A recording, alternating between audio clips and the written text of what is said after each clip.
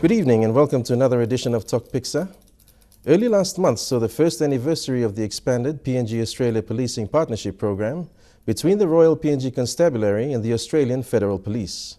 The program, which originally began in 2008, was expanded in 2013 and now sees a total of 73 AFP personnel and support staff stationed here in PNG. Tonight we have with us in the studio Mission Commander of the PNG APP, AFP Assistant Commissioner Alan Scot. Assistant Commissioner Scot, welcome to Tok Piksa and thank you for joining us. Thank you, Neville. It's a wonderful privilege to be here with you and your viewers tonight. Assistant Commissioner Scot, it's been 1 year now. What's happened in this 1 year and how are we moving forward? Well, first of all, the challenge was for us to get 50 extra Australian Federal Police officers here within a very short period of time. There was an agreement between the governments of Australia and Papua New Guinea that we would expand the program, and we had to arrange for 50 officers to arrive here before the end of 2013, and we did that. It was a big logistical effort on our part, but before the end of last year we had 50 extra police officers and some additional support staff that arrived here in Papua New Guinea, and some officers went to Lae in December of last year.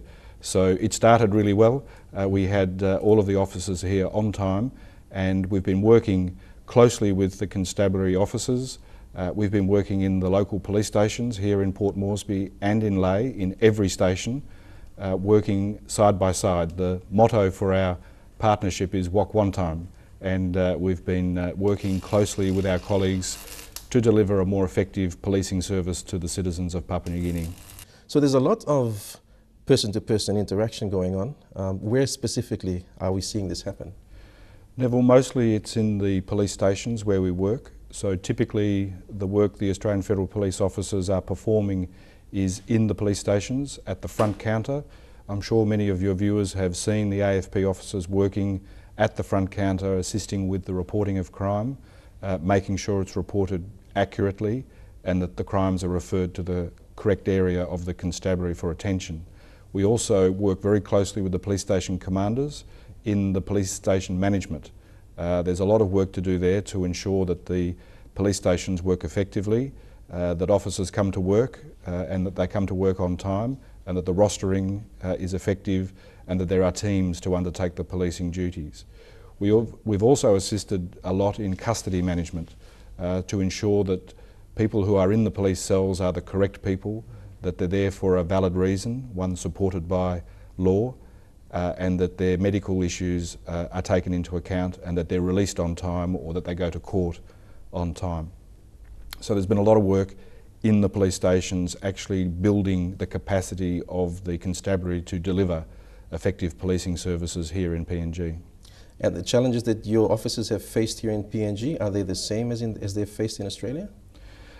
Generally, yes. Obviously, Australian policing is at a different point in its development, and that's why the PNG government asked for us to come here to share our knowledge and our experience with our colleagues in Papua New Guinea. So we're very pleased to be doing that and suggesting different things that can be done in running police stations and delivering policing services. And besides the work on the ground, especially in the police stations, there's a lot of infrastructure development that has gone on under the program. Oh, that's correct. Absolutely. We've been really busy with building infrastructure here in Port Moresby and in Lae. We're very pleased to have added police buildings to Hohola Station, to Gerahu Station and to Port Moresby Station, and just recently we opened 2 wonderful new administration buildings at Baroko Station, double-storey buildings with conference rooms, lots of office space, modern kitchens and toilets, storerooms, and places where investigators can work. So our focus has been on providing things that will assist in the work that police officers undertake here in Papua New Guinea. So we've been doing a lot of that work here in Port Moresby. Recently, Governor Nauru in Lae turned the first sod of soil on the brand new Lae police station that we've just started to construct in Lae. Very much needed, I might add. The Lae police station is particularly run down and in need of development. So that's a big project for us in Lae, just started. All right. Is the problem with the our force here in PNG, is it mainly infrastructural and capacity problems, or is it more than that? Well, it's certainly infrastructure. You can't expect a police force to run properly if there's not adequate facilities, and we've been addressing that. But it is also capacity. So through the program that we have here in Papua New Guinea, we've been training officers. We have had for some time, actually, before the arrival last year, we've always had officers at the Bamana Training College. So we've been assisting with the development of higher level training for supervisors, for prosecutors, and for frontline policing officers. And of course, the recruit program is an important part of what we do, because that's the start of a policing career. If you don't start well with a recruit program that's efficient and effective, then it's always difficult to catch up later on. So we have been training officers here in Papua New Guinea.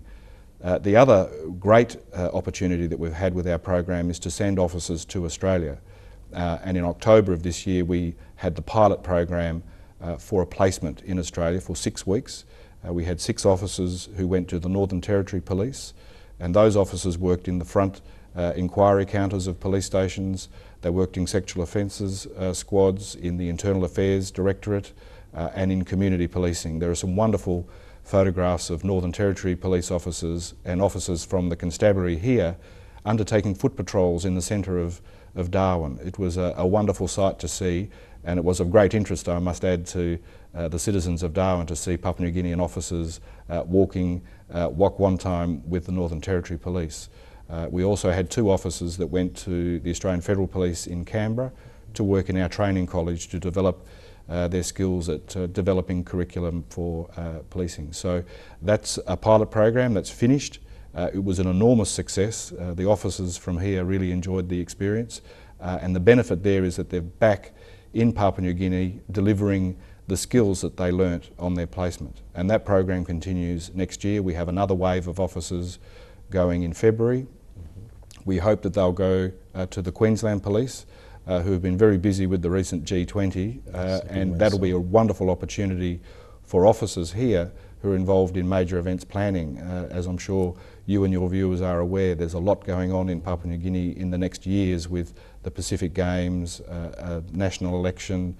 Next year, of course, is the 40th anniversary of independence, and looming in the distance is APEC.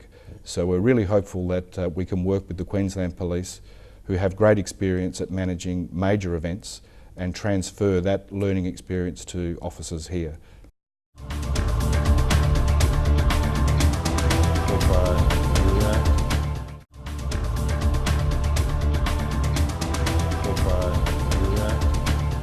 Are there some specific lessons that you're passing on to the RPNGC, say for foot patrols, for example? Is it the same for here and down in Australia? Is it the same? Policing really relies on the cooperation of the community. If you don't have the community support, then really you don't have much at all.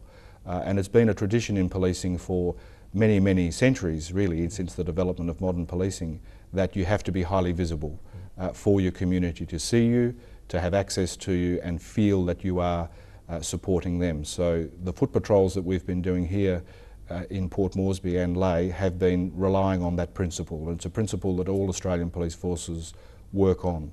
And I'm really pleased to say that the community here warmly welcome the high visibility of their officers, because if they don't see them, they don't know what their policing force is offering to them.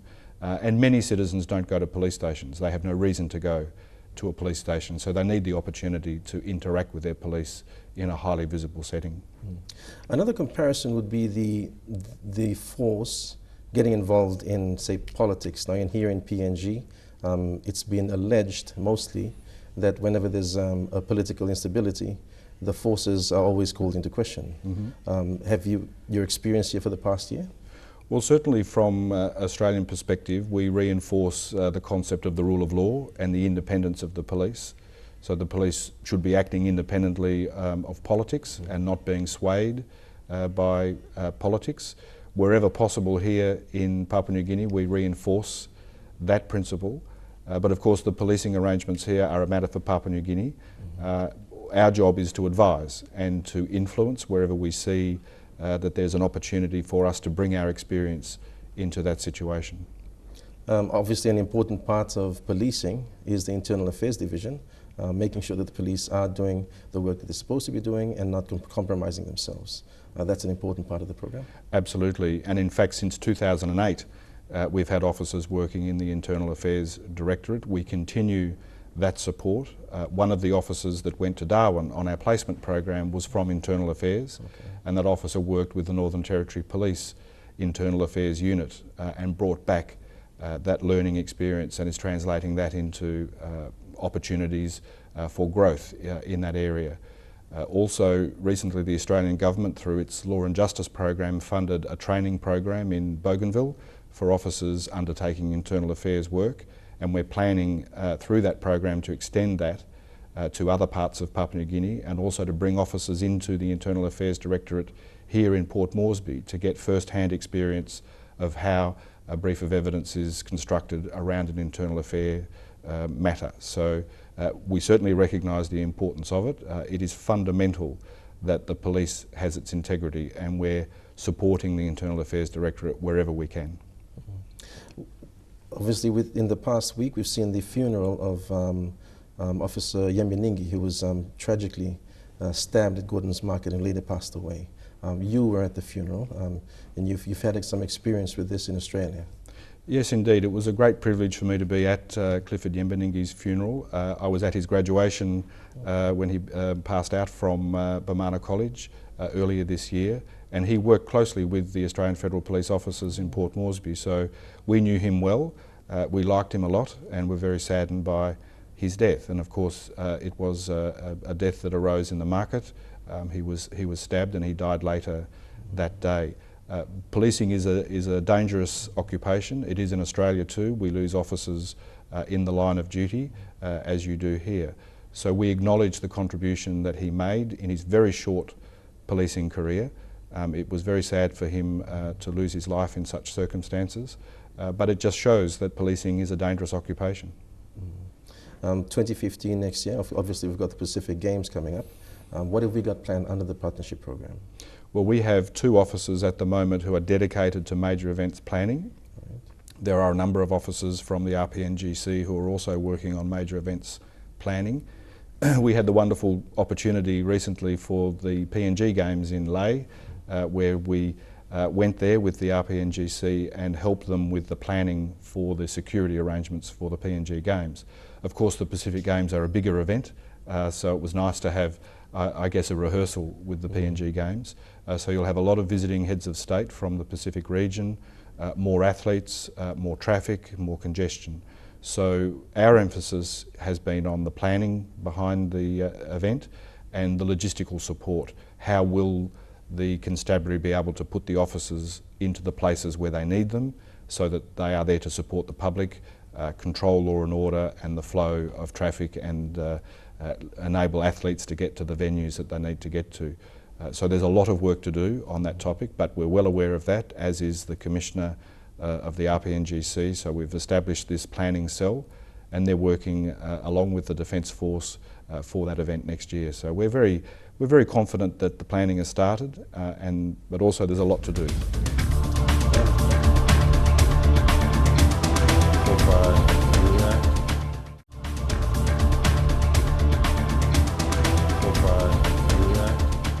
A big part of the partnership program was focusing on building the skills and capacity of senior police officers. Yes. That was a long-running program. That's correct. One of the things that we identified is that the leadership capacity needed some attention. So in conjunction with the Australian Institute of Police Management, which is located in Sydney, we developed a senior leaders program that ran for the first time in 2013, and the second one is already underway in 2014. That's a really intense program for senior leaders to get the skills for leadership so that they can take the constabulary forward. Now these things are not easily learnt on the street. There's some proper training required, and we're very, very happy with the results so far. So we've been running the program with our officers from the Australian Institute in Sydney to deliver leadership training. And that's a 3-week residential course done at Bamana College, followed up by a 6-month workplace training and program development, and then a final week at the end where those officers present a change program a proposal to the Commissioner, and the Commissioner himself goes and hears these proposals and assesses the candidates. So we're really proud of that program. It's the first time that sort of thing has been done here in Papua New Guinea, but we also send officers to the Institute in Sydney for training in Australia. So there's a reciprocal arrangement going on there. It's really important that we invest in the leadership of the constabulary. That is what will drive it in the future. We're happy to help out wherever we can, but it really falls into the hands of Papua New Guineans who hold these senior positions to exercise their discretion and their powers in a proper way and in a way that reinforces leadership principles. And the force is in good hands here in PNG with the senior officers that have undergone that program? Absolutely. We continue to work closely with those officers, so at the end of the program it doesn't just finish. We continue to have a mentoring role with them, and we've established an alumni group of graduates from that program so that they keep in touch with each other and keep up their leadership studies. So absolutely, we're really keen to just keep reinforcing that leadership principle is in place. And this year's program is also talking to last year's program, so we get the two together.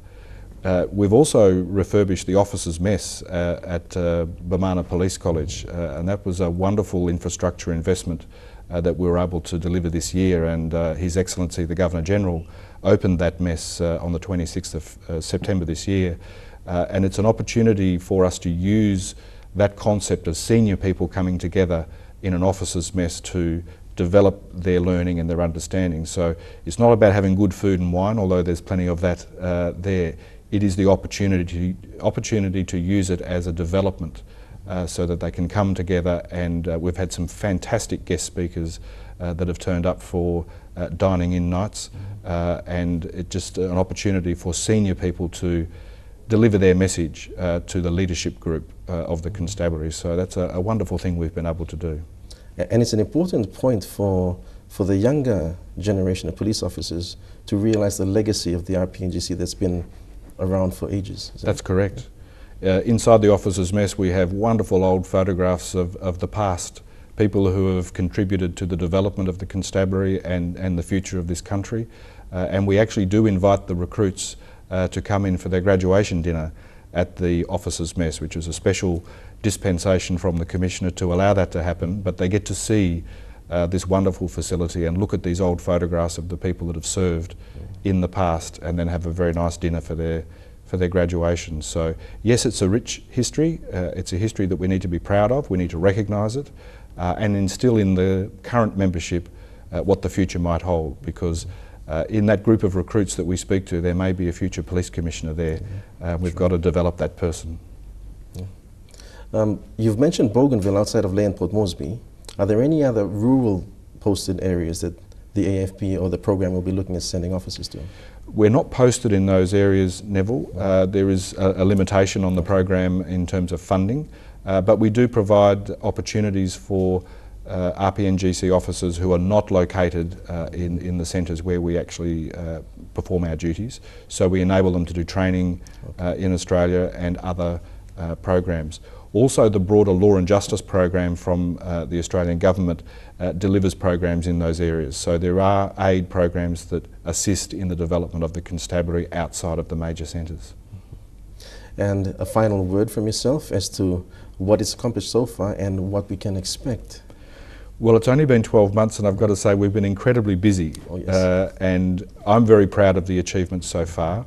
It's a real privilege to be here in Papua New Guinea serving the Australian people and the people of Papua New Guinea through this program. We have more plans for training in Australia. We want to continue that program so there's more opportunities for Papua New Guineans to visit Australia, sample some of our culture and learn from other Australians. And it's not just the Australian Federal Police, as I've mentioned, there are other Australian police forces participating in the placement program. We're also developing the program to have a greater emphasis on family sexual violence. As you know, that is a big concern here in Papua New Guinea. Recently we had the White Ribbon Day that was a stand against violence committed against women and girls. and we want to have more emphasis on family sexual violence. And as you've mentioned earlier in the interview, these major events that are looming really do require some attention from us. So we certainly plan to be putting some emphasis into major events planning so that those events run smoothly here in Papua New Guinea. Assistant Commissioner Alan Scot, thank you for your time on Tok Piksa tonight. Thank you so much for your interest in our program.